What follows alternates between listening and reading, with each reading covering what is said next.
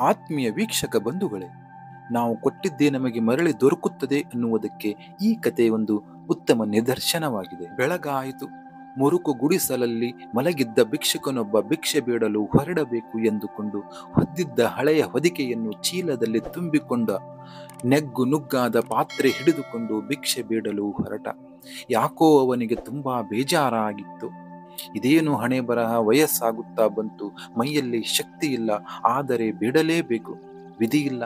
ಯಾರಾದರೂ ಸ್ವಲ್ಪ ಸಹಾಯ ಮಾಡಿ ನಿತ್ಯವೂ ಭಿಕ್ಷೆ ಬೇಡುವ ವೃತ್ತಿಯಿಂದ ತಪ್ಪಿಸಿದರೆ ಬೆಚ್ಚನೆಯ ಗುಡಿಸಲು ಹಾಕಿಕೊಂಡು ನೆಮ್ಮದಿಯಾಗಿ ದಿನಗಳನ್ನು ಕಳೆಯಬಹುದಿತ್ತು.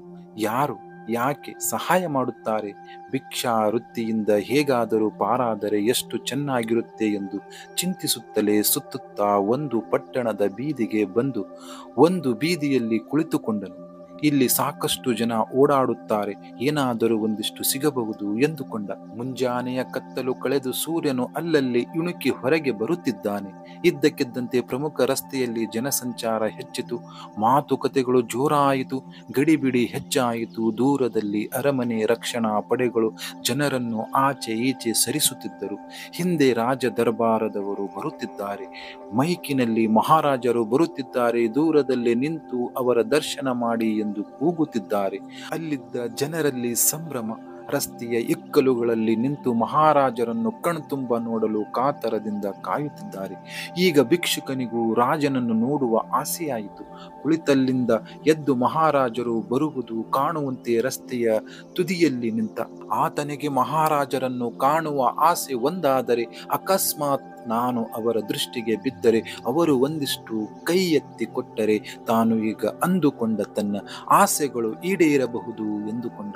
ಮತ್ತೊಂದು ಕ್ಷಣಕ್ಕೆ, ಅಯ್ಯೋ, ನನ್ನಂಥ ಭಿಕ್ಷುಕನನ್ನು ಅವರ್ಯಾಕೆ ನೋಡ್ತಾರೆ?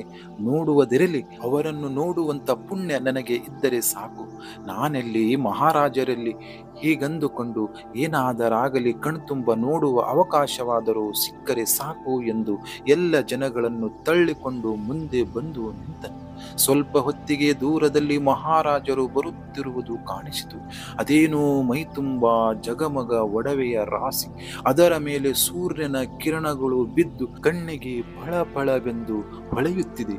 ಅದೆಂಥ ವೈಭೋಗ, ಸೂರ್ಯ ತೇಜಸ್ಸು! ಅವರ ದೃಷ್ಟಿ ನನ್ನ ಕಡೆಗೆ ಬಿದ್ದಿದೆ. ಇಷ್ಟೇ ಅಂದುಕೊಂಡ.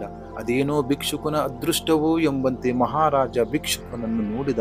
ಅಷ್ಟೇ ಅಲ್ಲ, ಭಿಕ್ಷುಕನನ್ನು ನೋಡಿ ಮುಗುಳ್ನಗೆ ಬೀರಿದ. ಅದನ್ನು ಕಂಡ ಭಿಕ್ಷುಕನಿಗೆ ರೋಮಾಂಚನವಾಯಿತು. ಸುತ್ತಲಿದ್ದವರು ಇದೇನಿದು, ಮಹಾರಾಜರು ಭಿಕ್ಷುಕನನ್ನು ನೋಡಿ ನಗುವುದು ಎಂದರೇನು? ಆಶ್ಚರ್ಯಚಕಿತರಾದರು. ಮಹಾರಾಜ ಹೊನ್ನಿನ ರಥ ಇನ್ನೂ ಸ್ವಲ್ಪ ಹತ್ತಿರ ಬಂದಿತು. ನಿಲ್ಲಿಸುವಂತೆ ಸಾರಥಿಗೆ ಹೇಳಿದ. ಮಹಾರಾಜನು ರಥದಿಂದ ಇಳಿದು ನೇರವಾಗಿ ಭಿಕ್ಷುಕನ ಮುಂದೆ ಬಂದು ನಿಂತನು. ಭಿಕ್ಷುಕನಿಗೆ ಒಂದು ಕ್ಷಣ ಎದೆ ಸಕ್ಕೆಂದಿತು. ಇನ್ನು ನನ್ನ ಕಷ್ಟ ಕಾಲವೆಲ್ಲ ಮುಗಿಯಿತು. ಇದುವರೆಗೂ ಕನಸು ಎಂದು ಕೊಂಡಿದ್ದು ನನಸಾಗುವ ಕಾಲ ಬಂದಿತು ಎಂದು ಸಂತಸಗೊಂಡ.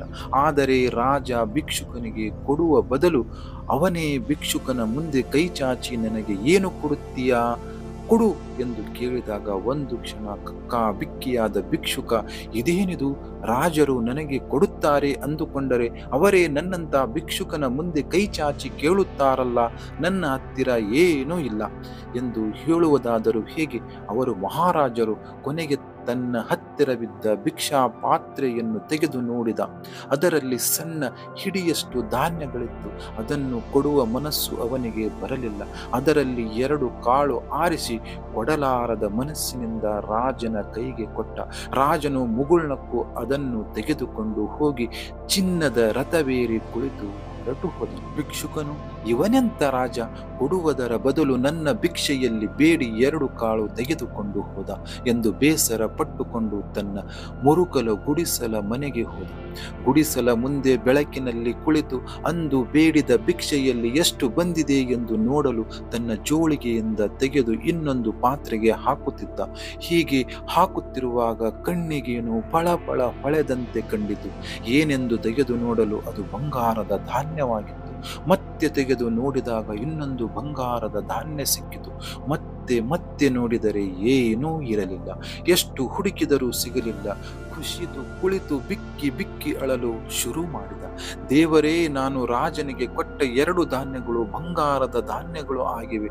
ನನ್ನಲ್ಲಿರುವ ಎಲ್ಲಾ ಧಾನ್ಯಗಳನ್ನು ಕೊಟ್ಟಿದ್ದರೆ ಅಯ್ಯೋ ದೇವರೇ, ನನ್ನ ಕ್ಷುಲ್ಲಕ ಬುದ್ಧಿಗೆ ತಕ್ಕ ಶಾಸ್ತಿಯಾಯಿತು ಎಂದು ದುಃಖಿಸುತ್ತಾ ಕುಳಿತನು. ವೀಕ್ಷಕ ಬಂಧುಗಳೇ, ನಾವು ಜಗತ್ತಿಗೆ ಎಷ್ಟು ಕೊಡುತ್ತೇವೆಯೋ ಅಷ್ಟನ್ನು ಭಗವಂತ ಕೊಟ್ಟೇ ಕೊಡುತ್ತಾನೆ. ಈ ಕತೆ ಇಷ್ಟ ಆದರೆ ಒಂದು ಲೈಕ್ ಮಾಡಿ. ಇಂಥ ಕಥೆಗಳಿಗಾಗಿ ನಮ್ಮ ಚಾನೆಲ್ ಅನ್ನು ಸಬ್ಸ್ಕ್ರೈಬ್ ಮಾಡ್ಕೊಳ್ಳಿ. ಧನ್ಯವಾದಗಳು.